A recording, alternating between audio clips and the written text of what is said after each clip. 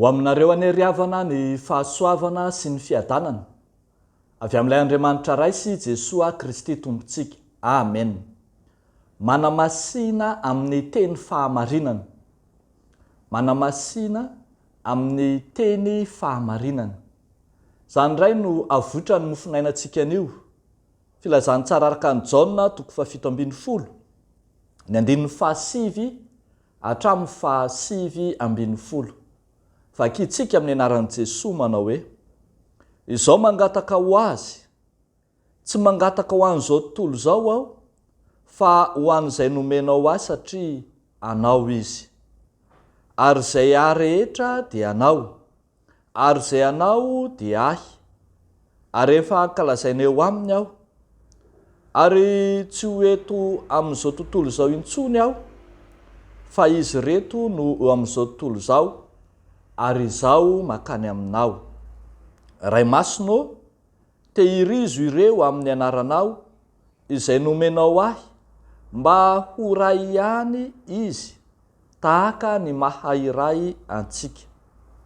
Raha mbola teo aminy aho dia nitahiry azy tamin'ny anaranao izay nomenao ahy, ary notandremako izy ka tsy misy very afa-tsy ilay zanaky ny fahaverezana ihany, mba hahatanteraka ny soratra masina. Fa ankehitriny makany aminao aho, ary zany teny zany no lazaiko eto amin'izao tontolo izao, mba hananany ny fifaliako tanteraka ao aminy.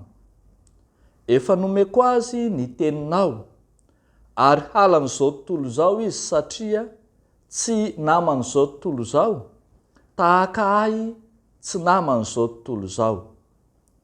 Izao tsy mangataka aminao mba hampiala azy amin'izao tontolo izao, fa ny mba hiaro azy amin'ny ratsy. Tsy naman'izao tontolo izao izy, tahaka ahy tsy naman'izao tontolo izao. Manamasina azy amin'ny fahamarinana, ny teninao no fahamarinana. Tahaka ny nanirahanao ahy ho amin'izao tontolo izao, no mba nanirahako azy kosa ho amin'izao tontolo izao, ary ho an'ireto no hanamasinako ny tenako, mba hanamasina ny fahamarinanao azy.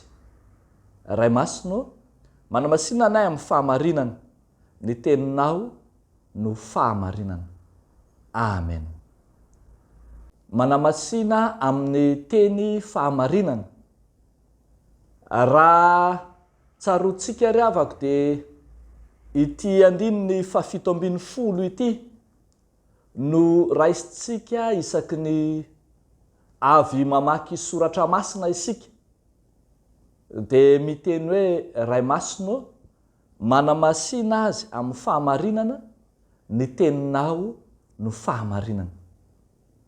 Tsy ahivitsika fa tafiditra tao amin'ilay vavaka, tonom-bavaka nataon'i Jesosy Kristy ho an'ny mpianatra fa izay izy ity.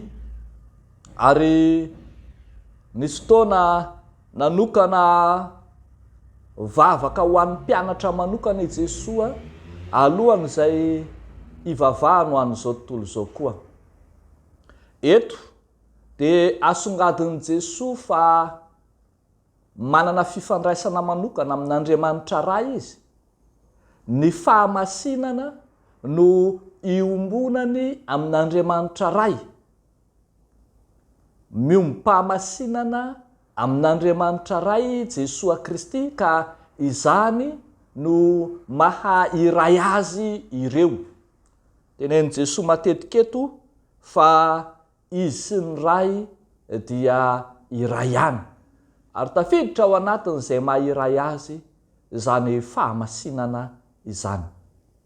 Arak'izany dia tiany Jesosy mba hitoetra ao amin'ireto mpianatra ireto ihany koa izany fahamasinana izany, tahaka ny mahamasina azy ao amin'ny ray. Ny teolojia ny Baiboly manko dia manambara mandrakariva indrindra ny eo amin'ny testamenta taloha fa masin'Andriamanitra koa izay rehetra mifandray aminy dia ataony masina tahaka azy.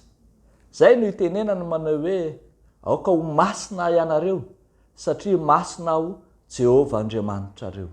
Koa raha masina Andriamanitra, masina Kristy izay tena iray aminy, dia tiany ihany koa ny mpianatra mba hanana fahamasinana tahaka azy. Anankiray izay ahazahoany izany fahamasinana izany dia ny fitoerana amin'ny teny fahamarinana. Izay hitantsika eto hoe manamasina azy amin'ny fahamarinana, ny teninao no fahamarinana. Lay tenin'ny Kristy izay sy tenin'Andriamanitra izay mampiavaka ny mino, mampiavaka ny mpianatra amin'izao tontolo izao no ambara eto. Takatry Jesosy tsara fa miaina eto amin'izao tontolo izao ny mpianatra. Monina eto anivon'ny tontolo feno faharatsiana, feno fahalovana ary feno tsy fahamasinana. Fa omena ny tenin'Andriamanitra kosa izy ireo mba hijorony amin'ny fahamarinana. Fa izay manana ny tenin'Andriamanitra dia no manam-pahamarinana. Afaka miaro tena amin'izao tontolo izao. Eny tsy ho tafiditra amin'ny fandrik'ilay ratsy. Manamasina azy amin'ny fahamarinana. Ny teninao no fahamarinana. Io teny fahamarinana io no iaro ny fo sy ny saina, iaro ny mpianatra tsy ho rendrika na hivarina ho any amin'ny fahaverezana. Vavaka ataon'i Jesosy eto ny hampaharitra ireto mpianatra ireto amin'ny tenin'Andriamanitra ka tonga azy hiombona fahamasinana amin'ny ray hatrany. Tsy haivina zany ry havako, fa raha miteny isika isaky ny avy mamaky soratra masina manao hoe ray masonao manamasina anay amin'ny fahamarinana, ny teninao no fahamarinana. Ny dikan'izany dia ny hoe aoka ny teny izay voanorenesinay teo no hijoroanay, no fahamarinana ireharehanay. Aoka ny teny izay novakianay teo no aoka ho fahamarinana entinay amin'ny andavanandrom-piainanay, ka tsy hanamary tena izahay fa hiankina amin'ny fahamarinana ny teninao. Ary raha marina ny tenin'Andriamanitra dia afaka mitondra ho any amin'ny fahamasinan'Andriamanitra koa zany. Tontolo iray miombona amin'Andriamanitra no tiany Jesosy hiaina antsika ry havako malala.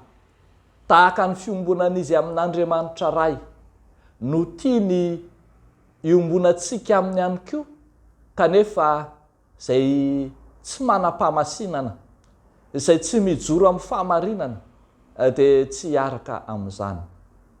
Aokary ho raisinao ny tenin'Andriamanitra ho fahamarinana entinao miatrika ny fiainana. Ny tenin'Andriamanitra no fahamarinana amin'ny andavanandrom-piainanao. Eny, ny tenin'Andriamanitra no hiarovanao tena tsy hifangaro amin'izao tontolo izao. Eo an'Andriamanitra irery amin'ny voninahitra. Amen. Hivavaka isika ry havako. Andriamanitra, falo misaotra anao zahay. Misaotra anao ny amin'ny teninao, ny amin'ny hafatra nomenao anay, fa ao amin'ny teninao no misy ny fahamasinanao, ary izay miombona aminao no manana mandeha amin'ny fahamarinana. Ekenay Jesosy ny hiaraka aminao amin'ny fiainanay, amin'ny fanomponay. Eny, ekenay ny anaraka ny sitraponao. Fa amin'ity anio ity izay dia mitondram-bavaka manokana. Izao herinandro vaovao menao anay izao, ny didy aman'andraikitra, ny asa aman-draharaha, ny fiainan'ny tokantrano, ny ankohonana tsiraray, dia samy apetraka am-pelantananao. Dia amin'ny anaranao Jesosy Kristy mahavonjy, anaovanay sy angatanay izany vavaka izany. Amen.